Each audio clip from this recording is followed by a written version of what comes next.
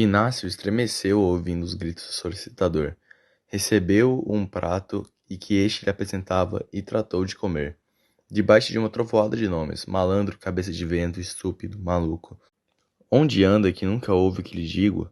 Hei de contar tudo a seu pai, para que lhe sacuda a preguiça do corpo como uma boa vara de marmelo, ou um pau. Sim, ainda pode apanhar, não pense que não, estúpido, maluco. Olhe que lá fora é isso mesmo que você vê aqui, continuou, voltando-se para Dona Severina, senhora que vivia com ele maritalmente há anos. Confunde-me os papéis todos. Erra as casas, vai a um escrivão em vez de ir a outro, troca os advogados, é o diabo. É o tal do sono pesado e contínuo. De manhã é o que se vê. Primeiro que acorde é preciso quebrar-lhe os ossos. Deixe amanhã, hei de acordá-lo a um pau de vassoura. Dona Severina tocou-lhe no pé, pedindo que acabasse. Borges expeitorou ainda alguns impropérios e ficou em paz com Deus e os... Não digo que ficou em paz com os meninos, porque o nosso Inácio não era propriamente menino. Tinha 15 anos feitos e bem feitos, cabeça inculta, mas bela, olhos de rapaz que sonha, que adivinha, que indaga, que quer saber e não acaba de saber. Tudo isso posto sobre um corpo não destituído de graça, ainda que mal vestido.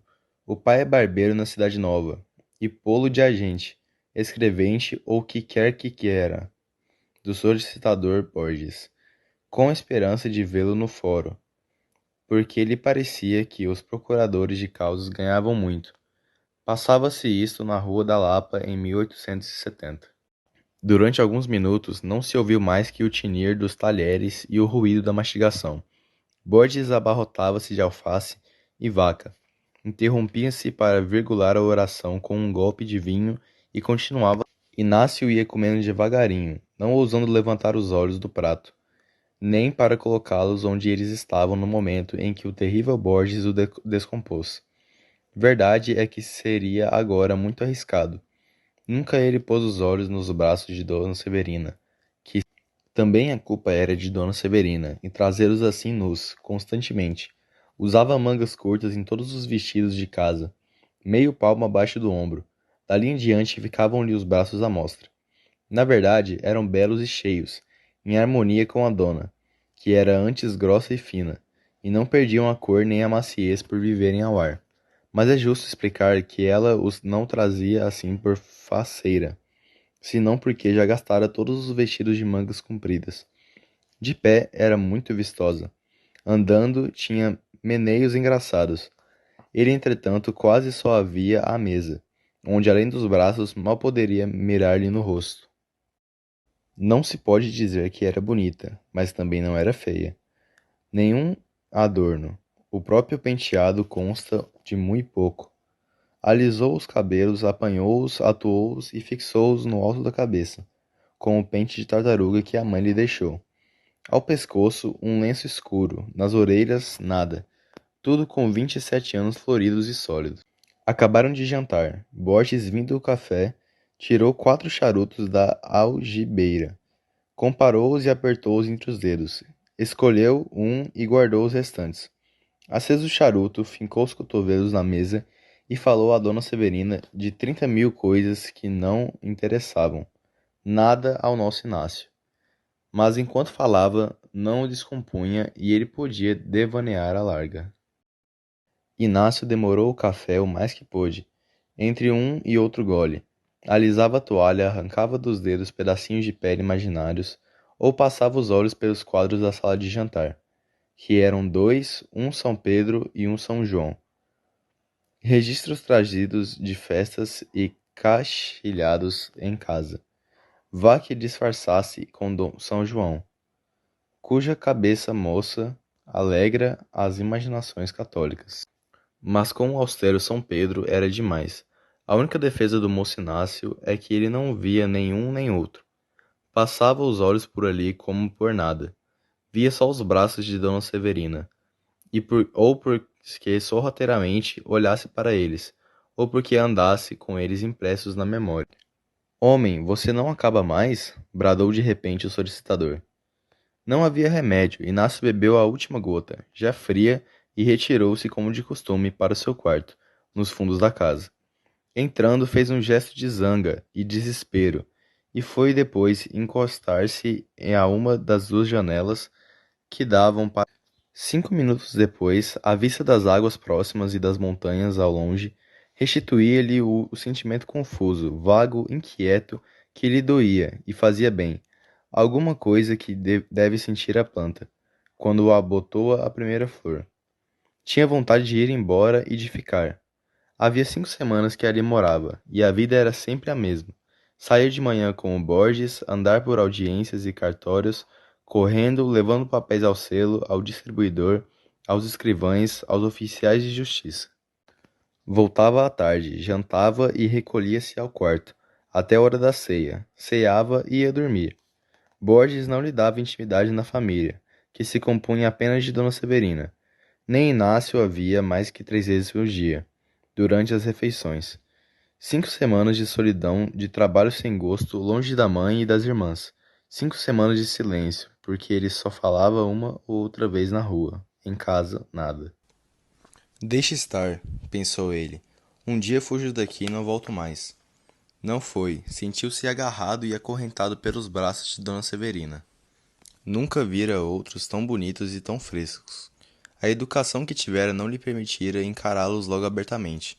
Parece até que a princípio afastava os olhos, vexado. Encarou-os pouco a pouco, ao ver que eles não tinham outras mangas, e assim as foi descobrindo, mirando e amando. No fim das 3 semanas eram eles, moralmente falando, as suas tendas de repouso.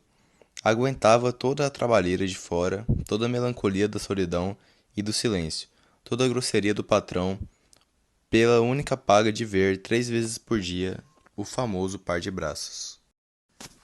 Naquele dia, enquanto a noite ia caindo e Inácio estirava-se na rede, não tinha ali outra cama. Dona Severina, na sala da frente, recapitulava o episódio de jantar, e pela primeira vez desconfiou alguma coisa. Rejeitou a ideia logo, uma criança. Mas há ideias que são da família das moscas teimosas. Por mais que a gente as sacuda, elas tornam e pousa. Criança? Tinha 15 anos, e ela advertiu que entre o nariz e a boca do rapaz havia um princípio de rascunho de buço. Que admira que começasse a amar? E não era ela bonita? Esta outra ideia não foi rejeitada, antes afagada e beijada, e recordou entre os modos dele os esquecimentos, as distrações e mais um incidente, e mais outro. Tudo eram sintomas, e concluiu que sim. Você tem, disse-lhe o solicitador, estirado no canapé, ao cabo de alguns minutos de pausa. Não tenho nada. Nada? Parece que cá em casa anda tudo dormindo. Deixem estar, que eu sei de um bom remédio para tirar sono aos dorminhocos. E foi por ali, no mesmo tom zangado, fuzilando ameaças, mas realmente incapaz de as cumprir, pois era antes grosseiro que mau. Dona Severina interrompia o que era engano. Não estava dormindo, estava apenas na comadre Fortunata. Não a visitavam desde o Natal. Por que não iriam lá uma daquelas noites? Borges redarguia que estava cansado. Trabalhava como um negro. Não estava para visitas de parola. E descompôs a comadre. Descompôs o compadre, descompôs o afilhado, que não ia ao colégio com 10 anos. Ele, Borges, com 10 anos, já sabia ler, escrever e contar. Não muito bem, é certo, mas sabia. 10 anos. Havia de ter um bonito fim, vadio e côvado, e meio nas costas. A tarimba é que viria ensiná-lo. Dona Severina apaziguava-o com desculpas, a pobreza da comadre, o caiporismo do compadre, e fazia-lhe carinhos, a medo que eles podiam irritá-los mais. A noite caíra de todo. Ela ouviu o clique do lampião do gás da rua, que acabava de acender, e viu o clarão dele nas janelas da casa da fronteira. Borges, cansado do dia, pois era realmente um trabalhador de primeira ordem, foi fechando os olhos e pegando no sono, e a deixou só na sala, às escuras, consigo e com a descoberta que acabava de fazer. Tudo parecia dizer à dama que era verdade, mas essa verdade, desfeita a impressão do assombro, trouxe-lhe uma complicação moral, que ela só conheceu pelos efeitos, não achando meio de discernir o que era. Não podia entender-se nem equilibrar-se. Chegou a pensar em dizer tudo ao solicitador, e ele que mandasse ir embora o fedelho. Mas que era tudo? Aqui estacou. Realmente não havia mais suposição, coincidência e possivelmente ilusão. Não, ilusão não era.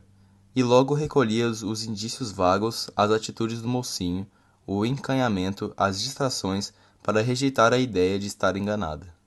Daí a pouco, refletindo que seria mal acusá-lo sem fundamento, admitiu que se iludisse, para o único fim de observá-lo melhor e averiguar bem a realidade das coisas. Já nessa noite, Dona Severina mirava por baixo dos olhos os gestos de Inácio. Não chegou a achar nada, porque o tempo do chá era curto, e o rapazinho não tirou os olhos da xícara. No dia seguinte, pôde observar melhor e nos outros otimamente. Percebeu que sim, que era amada e temida, amor adolescente e virgem, retido pelos liames sociais e por um sentimento de inferioridade que o impedia de reconhecer-se a si mesmo. Dona Severina compreendeu que não havia recear nenhum desacato, e concluiu que o melhor era não dizer nada ao solicitador. Poupava-lhe um desgosto e outro à pobre criança. Já se persuadia bem que ele era criança, e assentou de o tratar tão secamente como até ali, ou ainda mais. E assim fez. Inácio começou a sentir que ela fugia com os olhos, ou falava áspero, quase tanto como o próprio Borges. De outras vezes, é verdade que o tom da voz saía brando e até meigo, muito meigo, assim como o olhar, geralmente esquivo, tanto errava por outras partes que, para descansar, vinha pousar na cabeça dele, mas tudo isso era curto. Vou-me embora, repetia ele na rua como nos primeiros dias. Chegava a casa e não se ia embora.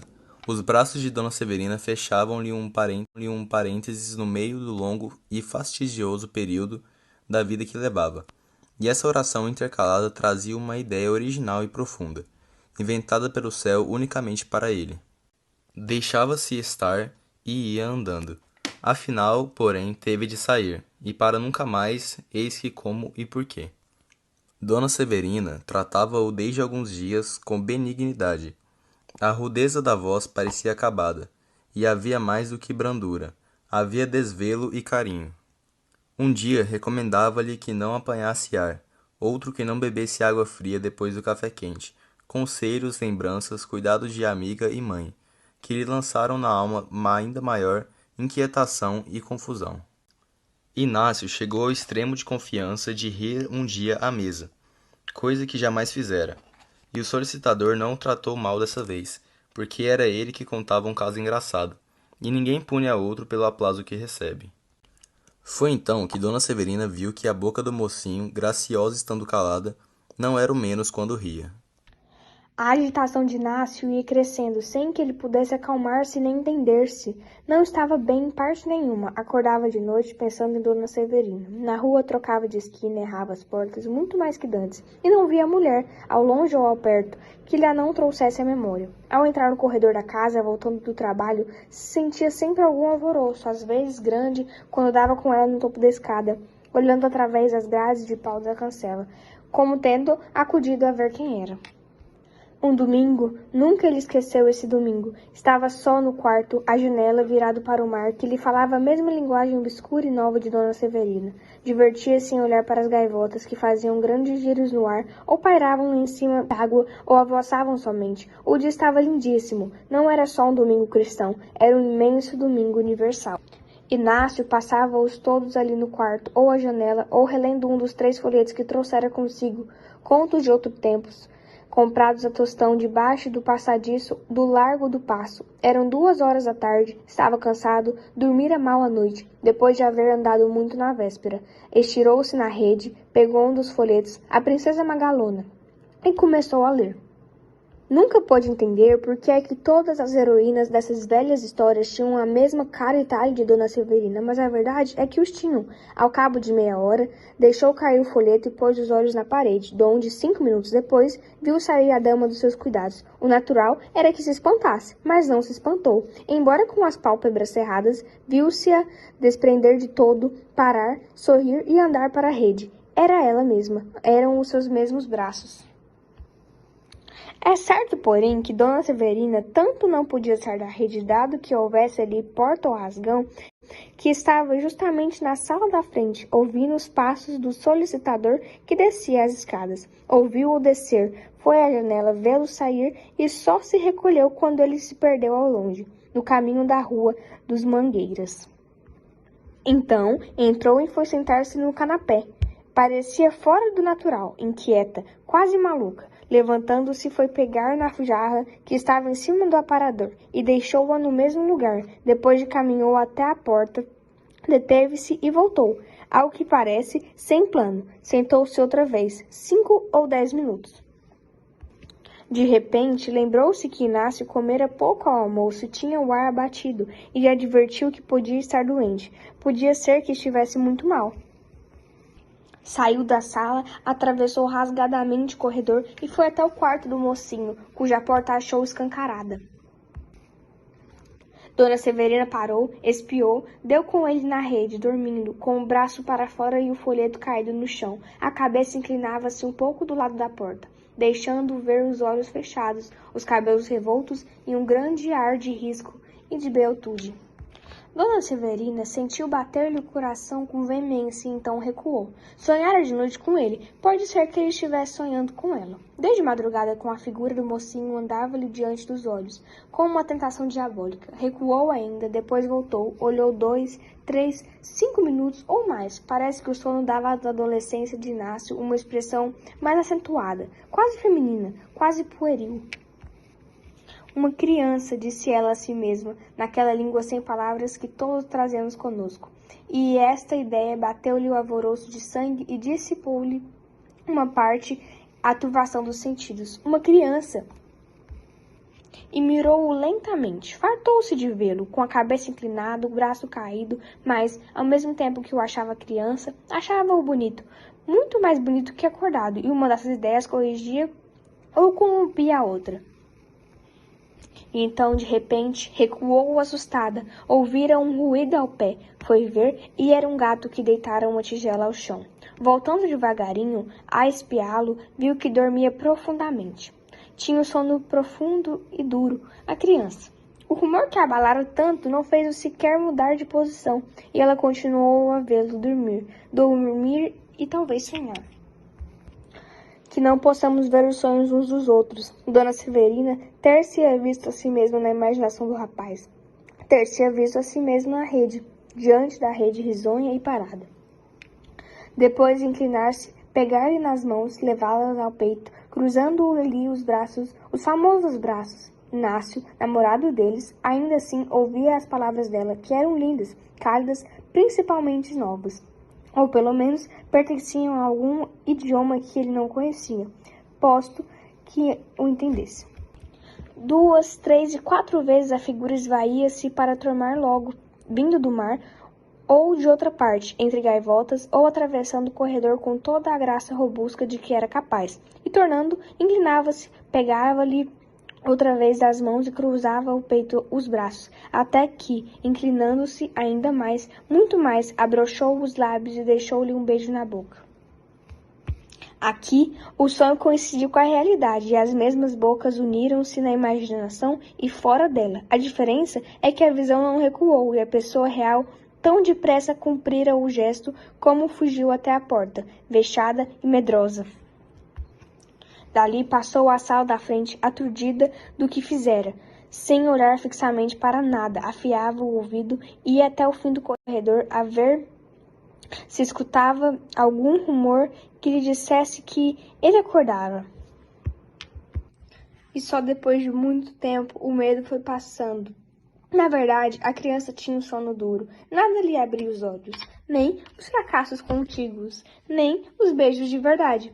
Mas, se o medo foi passando, o vexame ficou e cresceu. Dona Severina não acabava de crer que fizesse aquilo. Parece que embrulhava os seus desejos na ideia de que era uma criança namorada que ali estava, sem consciência nem imputação.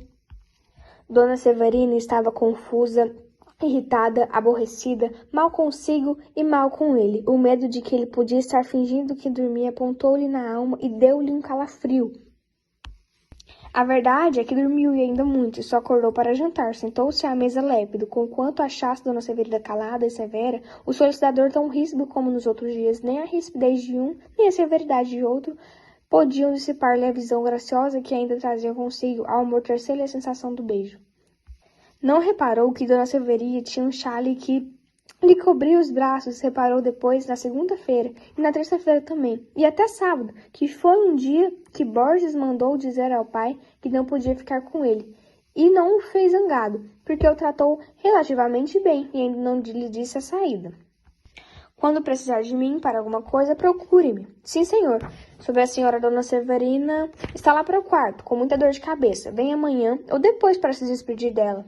Inácio saiu sem entender nada, não entendia a despedida, nem a completa mudança de Dona Severina em relação a ele, nem a Charlie, nem nada.